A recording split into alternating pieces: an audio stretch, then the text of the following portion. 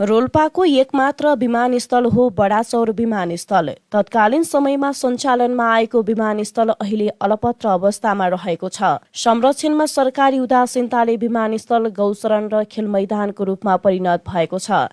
लुङ्ग्री गाउँपालिका 5 मा अवस्थित बडाचौर विमानस्थल राजनैतिक व्यवस्था फेरिएर बहुदल आएसँगै ओझेलमा परेको हो। हरेक पटकको निर्वाचनमा बडाचौर विमानस्थल पुनः सञ्चालनको माग उठिरहन्छ, तर विमानस्थल पुनः सञ्चालनमा आउन सकेको छैन। आगामी फागुन 21 गते हुने प्रतिनिधि सभा निर्वाचनमा रोल्पाबाट 10 राजनैतिक दल चुनावी मैदानमा रहेका छन्।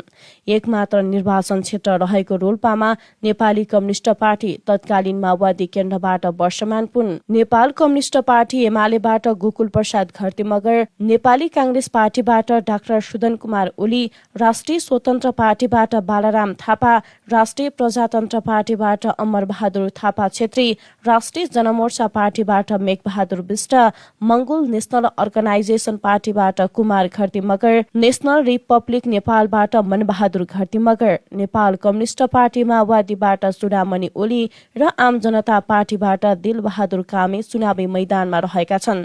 चुनावी मैदानमा रहेका उम्मेद्वारहरूले विमानस्थल पुनः सञ्चालनको लागि पहल र प्रयास रहने बताउँदै आएका छन्। शान्ति प्रक्रियापछि बडाचौर विमानस्थलको पुनः सञ्चालनको लागि चारैतिर घेराबारको काम भए पनि त्यस यता यसको पुनः सञ्चालनको लागि कुनै पनि बजेट आएको छैन। 2035 सालदेखि 2046 सालसम्म सञ्चालनमा रहेको विमानस्थल माओवादीले सुरु गरेको 10 वर्षे सशस्त्र द्वन्द्वको समयमा लडाकुले तालिम केन्द्रको रूपमा समेत प्रयोग गर्ने गरेको बताइन्छ।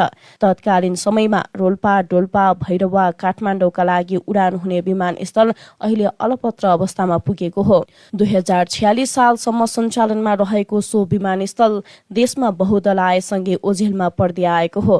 पञ्चायतकालका तत्कालीन मन्त्री बालाराम घरतीमगरको पहलमा 2036 सालदेखि विमानस्थल सञ्चालनमा ल्याइएको थियो। करिब 10 वर्षसम्म सञ्चालनमा रहेको विमानस्थल हाल सञ्चालनमा छैन। विमानस्थल बन्द भएको 36 वर्ष भइसकेको छ।